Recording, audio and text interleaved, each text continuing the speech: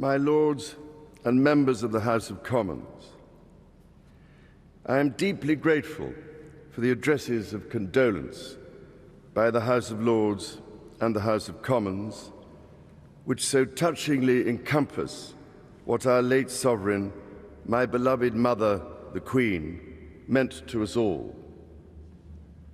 As Shakespeare says of the earlier Queen Elizabeth, she was a pattern to all princes living. As I stand before you today, I cannot help but feel the weight of history which surrounds us and which reminds us of the vital parliamentary traditions to which members of both houses dedicate yourselves with such personal commitment for the betterment of us all. Parliament is the living and breathing instrument of our democracy.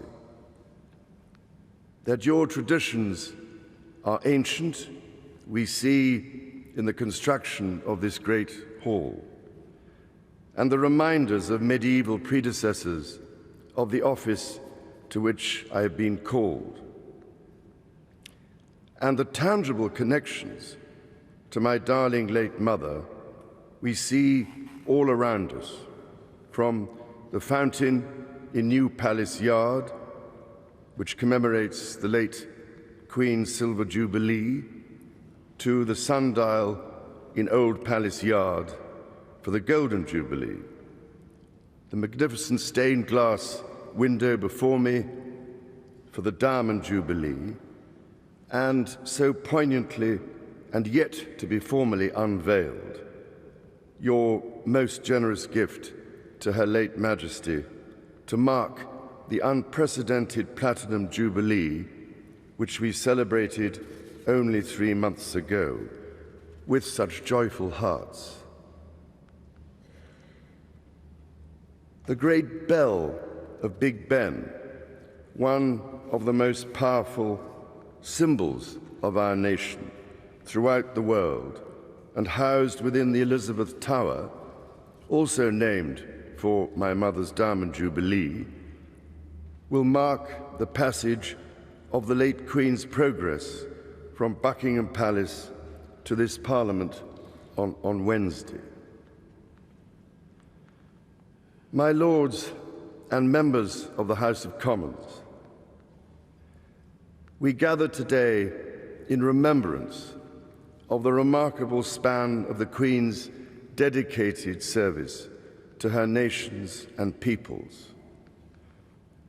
While very young, Her late Majesty pledged herself to serve her country and her people, and to maintain the precious principles of constitutional government which lie at the heart of our nation. This vow she kept with unsurpassed devotion. She set an example of selfless duty, which, with God's help and your counsels, I am resolved faithfully to follow.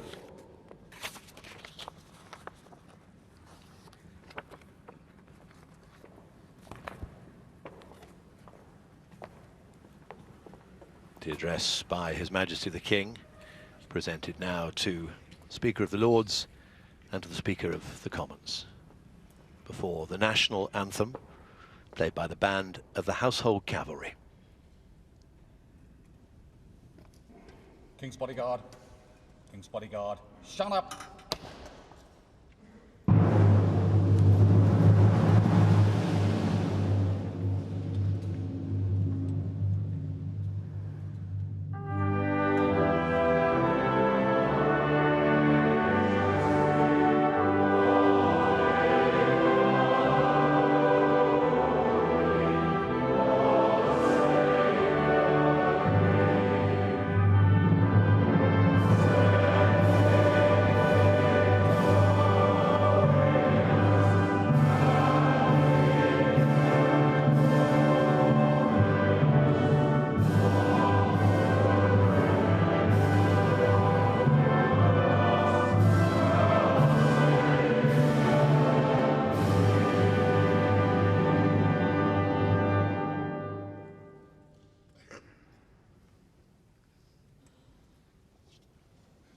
band of the Household Cavalry, directed by Major Paul Collis Smith.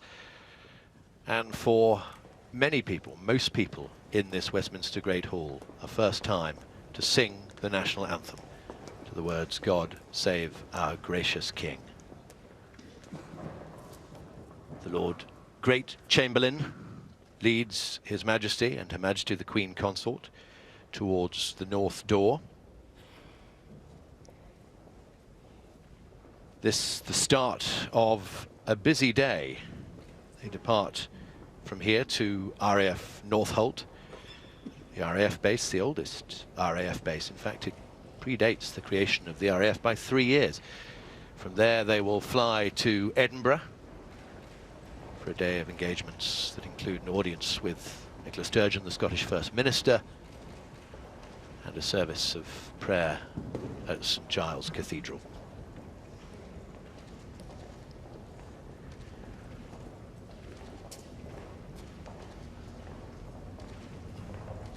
The relationship between the monarch and Parliament, shown by the familiar faces here today, former prime ministers.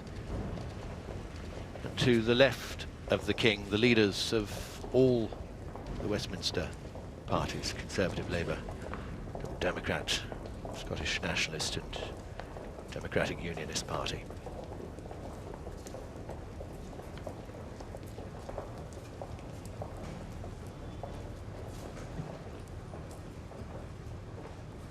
That speech from the King, reflecting on the many symbols of his mother in the Palace of Westminster.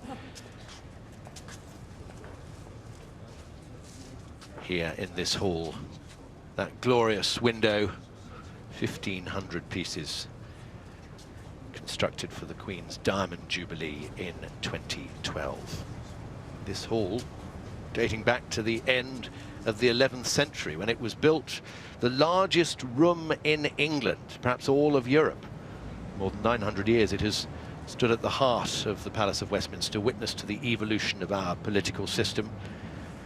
Words that we've heard this morning, well, the language at times may have felt a little old-fashioned, but in the addresses we heard delivered by the two speakers, a clear message, the expectation that the new monarch will act to protect the rights and freedoms of his subjects.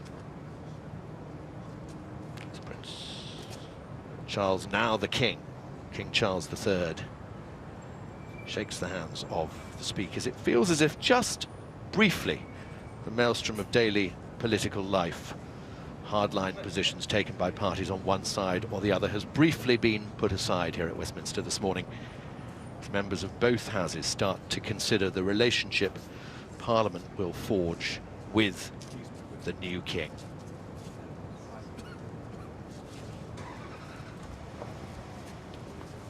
King and the Queen Consort into the car that will take them to RAF Northolt. From thence their journey will continue by air to Edinburgh.